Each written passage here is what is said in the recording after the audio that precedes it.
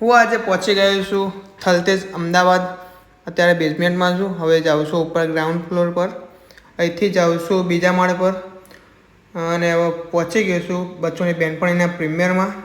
અને ત્યાં પહોંચીને જોયું તો અમુક લોકો જ આવ્યા હતા અને જ્યાં જોવો ત્યાં બચ્ચોની બેનપણીના પોસ્ટરો લાગેલા હતા અને મેન ગેટ આગળ જ બોડીગાર્ડ ઊભા હતા. તો પછી કોઈ આવી નહોતું તો હું રાહ જોઈને ઊભો હતો. અને પછી આવી ગયા સૌરભભાઈ અને પારસભાઈ, જો બકાના માલિક અને ગુજરોક્સના માલિક. અંદર એન્ટ્રી થવાની ચાલુ થઈ ગયા. QR કોડ સ્કેન કરીને પછી જ અંદર એન્ટ્રી હતી. આ બહુ મસ્ત કર્યું હતું. અમે બધા પછી અંદર એન્ટર થઈ ગયા અને પછી આવી ગયા આપણે સિદ્ધાર્થ સર એટલે કે ગુજ્જુભાઈ અને બાજુમાં હતા દેવર્ષિષ શાહ અને ડાયરેક્ટર. અને પછી આગળ વધ્યા અને સ્ટેજ આગળ જતા હતા અને બધાને મળતા ગયા આગળ. અને સિદ્ધાર્થભાઈ ચાલો જલ્દી આગળ ચલો.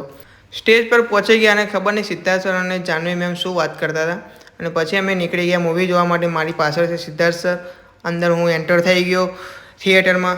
અંદર એન્ટર થઈ ગયા, મૂવી ચાલુ થઈ ગયું અને અમારા લોકો આવી ગયા અને પછી મૂવી ચાલુ થઈ ગયું ને જોવો હવે.